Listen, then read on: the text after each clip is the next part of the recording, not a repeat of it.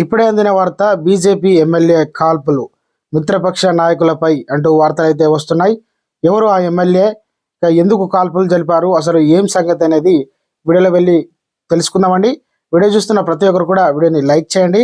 వివరాలు కనుక వచ్చినట్లయితే, పోలీస్ స్టేషన్లో తన కుమారుడి మీద దాడికి ప్రయత్నించిన వారి నుంచి తమ కుమారుడిని తనను రక్షించుకోవడం కోసమే నేను శివసేన నాయకుడిపై కాల్పులు జరిపానంటున్న మహారాష్ట్ర బీజేపీ ఎమ్మెల్యే గణపతి గైక్వాడ్ కేవలం ఈ కాల్పులు ఆత్మరక్షణ కోసమే చేసినట్లు ఆయన వివరించారు.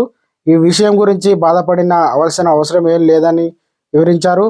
మహారాష్ట్ర సీఎం ఏక్నాథ్ షిండే శివసేన వర్గానికి చెందిన నేతపై బీజేపీ ఎమ్మెల్యే శుక్రవారం కాల్పులు జరిపారు.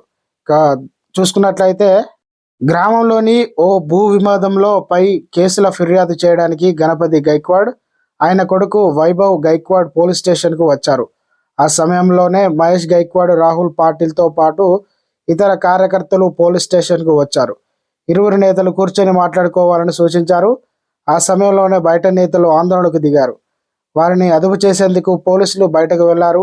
ఆ సమయంలో ఒక్కసారిగా గణపతి గైక్వాడ్ తుపాకీతో కాల్పులు ప్రారంభించారు. గణపతి, మహేష్ గైక్వాడ్, మరో నేత రాహుల్ పాటిల్పై తుపాకీతో 6 రౌండ్లు కాల్పారు.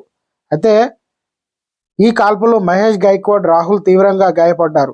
కాల్పులు జరుపుతున్న సమయంలో గణపతి గైక్వాడ్ చేతికి తీవ్రంగా గాయమయ్యింది. దీంతో మహేష్ గైక్వాడ్ రాహుల్తోనూ